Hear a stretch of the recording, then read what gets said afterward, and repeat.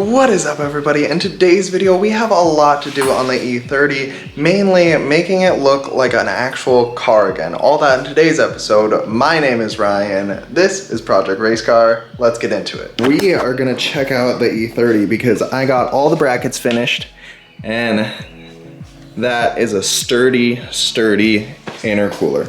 So all 4 brackets are on. That intercooler isn't going anywhere, and we are ready to work on the car.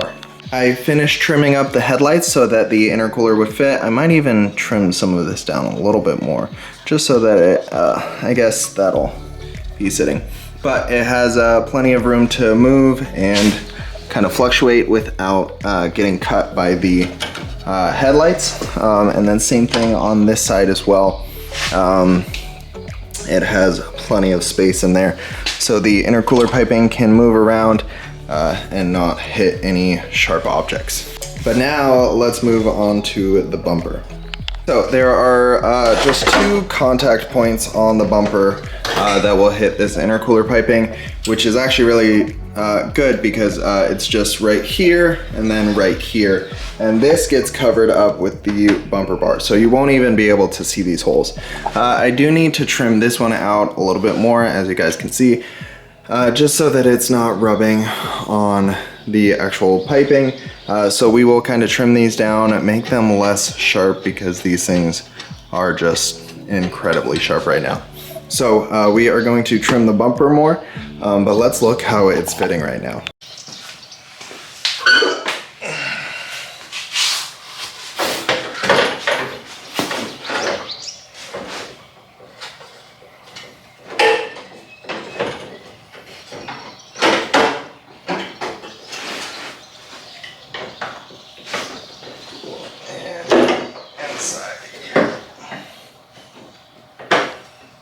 So I really didn't want to go with like a hack job, cut up the front bumper, and so this is still kind of like a little sleeper-esque, which is really good. But you can see we'll kind of trim down the rest of this, make that fit better. And then over here, we also kind of trimmed on the inside as well. But you'll see this is touching right here, so we need to trim a little bit of that up. But it's just a little bit of kind of reworking everything and making sure that everything fits well. But in terms of the front, you can see that nothing is touching, nor is it close to touching, which is really, really good.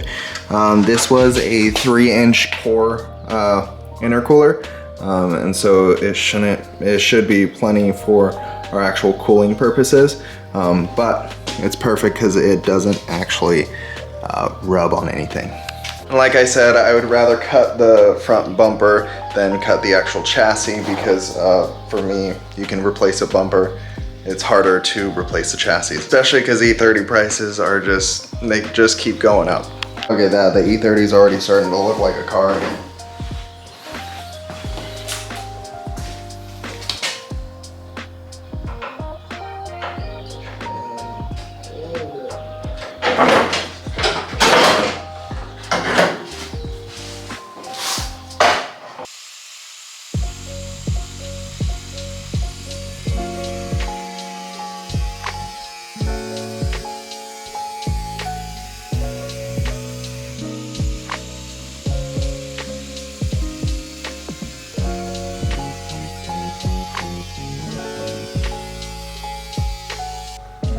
This ain't gonna work.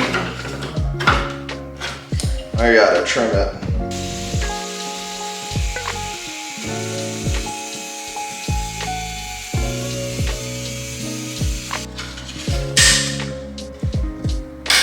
So this has been a little bit of a tedious process to just make sure that this thing fits. And so I unfortunately had to take off a little bit more than what I originally thought. But it's because the bow of the bumper ends up just interfering with this part of the intercooler. So I just wanted to take off enough so that the bumper would fit on and so that we don't have any contact. That way the intercooler can move as much as possible, as much as it needs to, and the bumper can move. And you know, everything will be in compliance with each other. I do need to pull off, clean up all these edges just because they're sharp, and again, still some in here. So I'm gonna pull the bumper off one more time. Everything is lining up, so that's good. We have 2 bolts in the bumper, so this thing is fully where it is going to be sitting. And so this is how it'll look.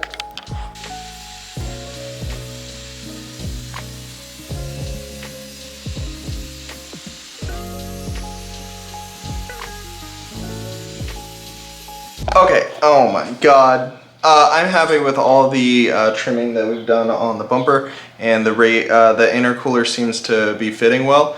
So we are going to officially bolt up the front bumper.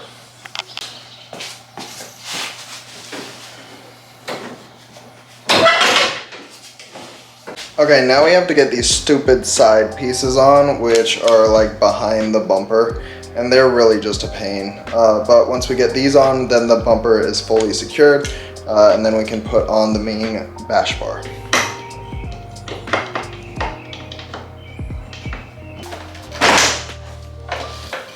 Oh.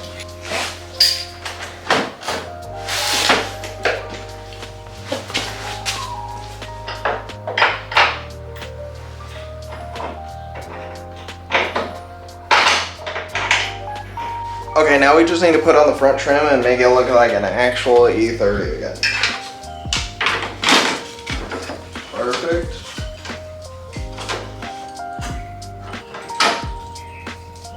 One clamp. Here. And a whole bunch of random screws.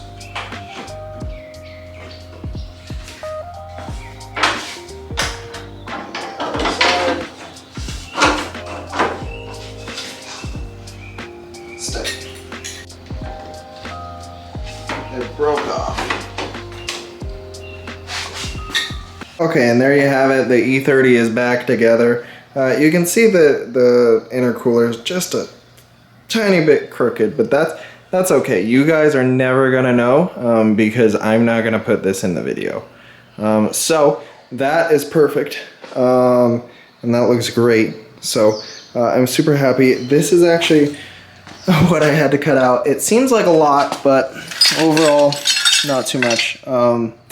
Especially because of how much it actually doesn't look like we cut. So let me clean up a little bit because there is just dust everywhere. You can see just all of this.